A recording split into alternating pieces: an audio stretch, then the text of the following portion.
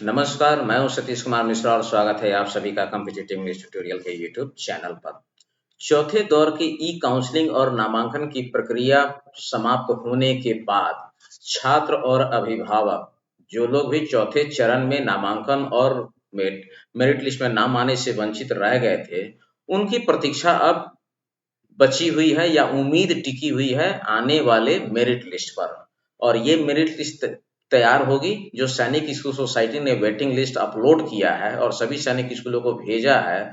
तो उसमें से ये मेरिट लिस्ट तैयार होगी, अलग अलग डिफरेंट जो नंबर ऑफ सीट्स खाली हैं और उन पर अलग अलग स्टेट्स के कितने बच्चों का नामांकन हो सकता है और वो मेरिट लिस्ट में कहाँ है उसके आधार पर।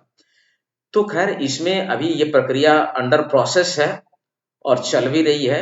1-2 रोज में ये सारी चीजें स्थिति स्पष्ट हो जाने वाली है। हो सकता है कल ही हो जाए, नहीं तो परसों तक मेरिट लिस्ट भी सैनिक स्कूलों के वेबसाइट पे आ जाएगी। तो मेरिट लिस्ट सैनिक स्कूलों के वेबसाइट पे आएगी, ये मैं पहले भी बता चुका था। अभी वेटिंग लिस्ट आप देख रहे हैं, प्रोविजनल वेटिंग लिस्ट। लेकिन इन सभी चीजों का स्टडी करने के दरमियान में आज मैंने कुछ बहुत ही जबरदस्त चौंकाने वाले और दिलचस्प आंकड़ों को इकट्ठा किया है। और ये आंकड़ा थोड़ा-सा व्यक्तिगत रूप से अगर मैं कहूँ तो स्पेशली मैं बिहार के बारे में ये आंकड़े आपको बताना चाहता हूँ। अभी तक का जो रिकॉर्ड है, ये बड़ा जबरदस्त और चौंकाने वाला है और जरा ध्यान से सुनिएगा।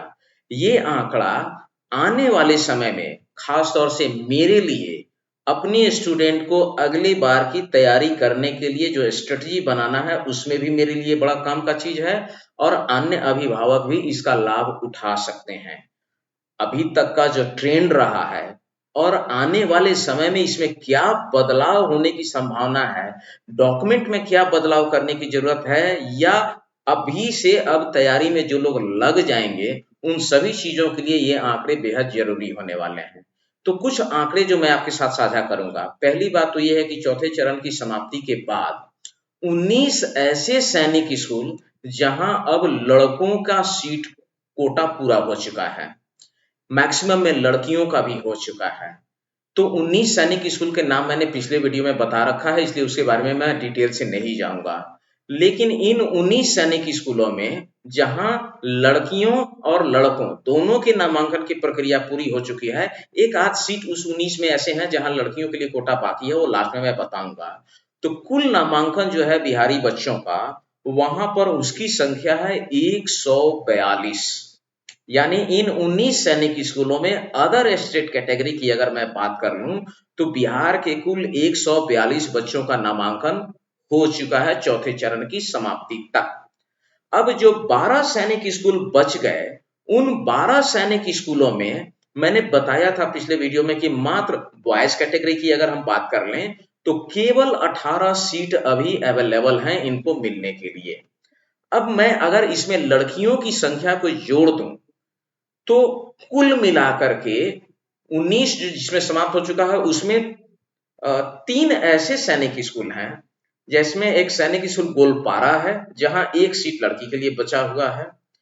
महाराष्ट्र का सॉरी, उसके बाद कोडागू, वहां भी एक सीट बचा हुआ है लड़की के लिए।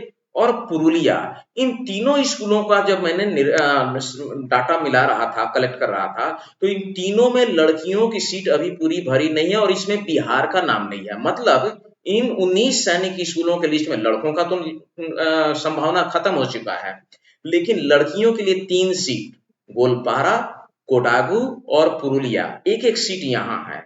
और जो 12 सैनिक स्कूल अभी बचे हुए हैं लड़कों के लिए, उसमें 4 ऐसे हैं जहां लड़कियों को सीट अभी मिल सकती है और वहां बिहार का नाम नहीं है। उसमें एक है कजाकुटम, दूसरा है रीवा, तीसरा जो है आप देखेंगे ये झुंझुनू है और उसके बाद मैनपुरी। तो ये जो 4 सैनिक स्कूल जो 12 में है, यहाँ लड़कियों के लिए, यानी कुल अभी भी लड़कियों के, बिहार की लड़कियों के लिए अदर स्टेट कोटे की अगर हम बात कर लें तो 7 सीट है। तो 18 लड़कों का और 7 लड़कियों का अगर ये हम जोड़ लें तो ये कुल 25 सीट अभी भी बिहारी स्टूडेंट लाइन में लगे हैं वेटिंग लिस्ट से जो मेरिट लिस्ट तैयार होगी उसमें अपनी दावेदारी करने के लिए।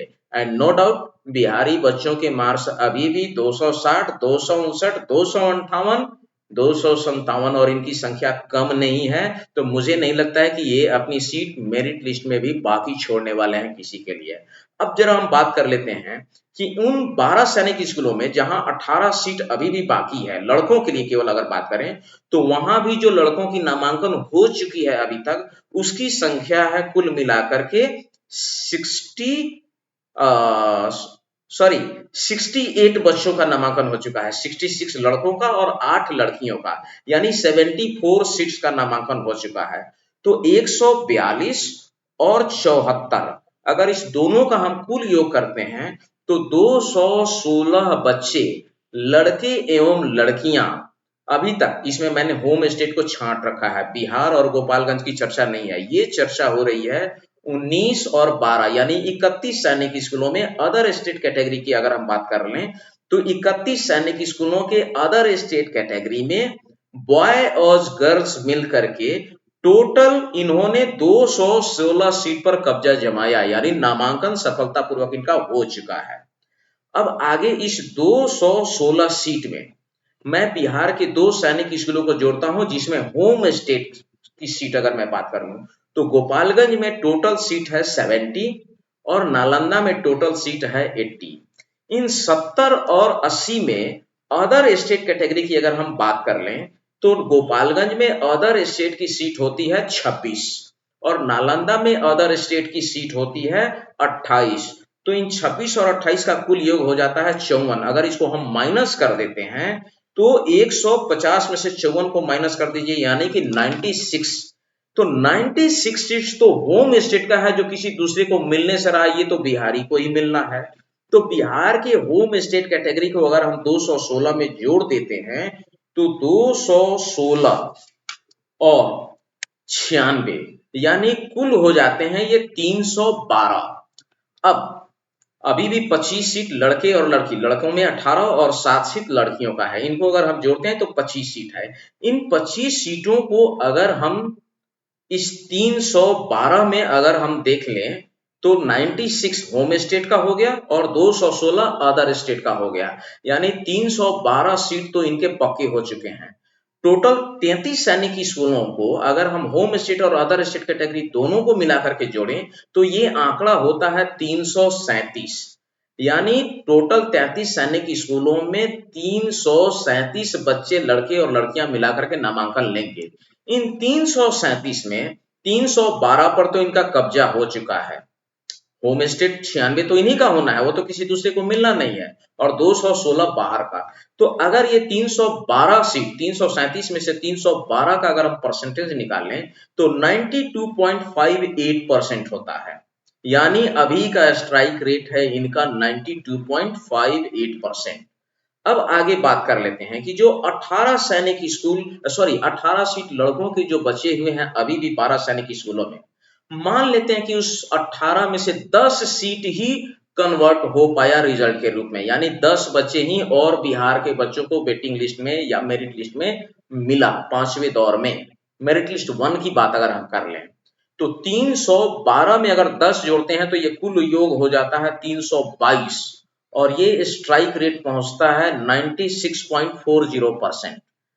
अब मान लिया कि 18 का 18 लड़के ने एडमिशन ले लिया, अगर ये 18 कन्वर्ट हो जाते हैं तो 312 प्लस 18 यानी योग कुल योग हो जाता है 330 और इसके आधार पर अगर ये 330 सीटें होती हैं तो ये स्ट्राइक रेट होता है 97.92%। मान लिया 7 जो लड़कियों की सीट है उसमें 5 ही लड़कियां बाहर जाने के लिए अगर डेयर करती हैं या पेरेंट्स तैयार होते हैं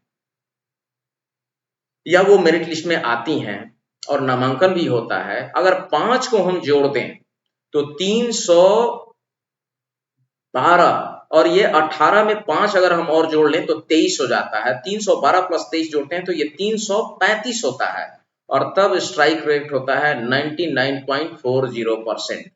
अगर 7 लड़कियां और 18 लड़के दोनों ने अगर 25 को अगर सीट मिल गया तो ये स्ट्राइक रेट होगा 100% का। लेकिन मैं नेगेटिव मान करके चलता हूं कि सभी लड़कियों को सीट नहीं मिलेगा या लड़कियां नहीं जाती हैं, 5 ही आती हैं।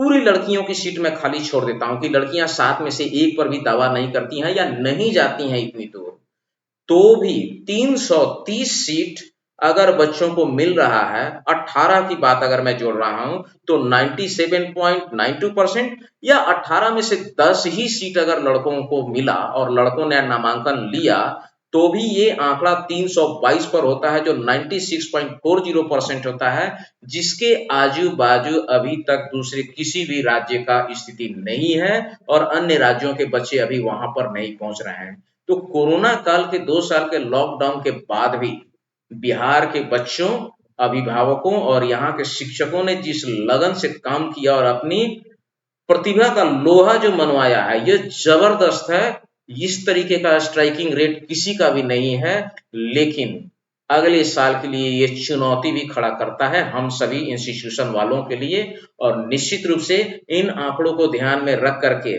खासतौर से मैं तो निश्चित रूप से अभी से उनकी रणनीति बनाने में, और इस रणनीति का खुलासा मैं अभी थोड़ा सा नहीं करूंगा, ये जल्दबाजी होगी, लेकिन इन आंकड़ों में बहुत सारे ऐसे चीज हैं जो मेरे आने वाले बच्चों में, मतलब अगले साल जो बच्चे मेरे तैयारी के लिए जाने वाले हैं या जिनकी तैयारी अभी शुरू मैं करवा चुका हूं, उनके लिए तो ये जबरदस्त काम आने वाला है और उनकी रणनीति में इसकी एक बहुत बड़ी भूमिका होने वाली है।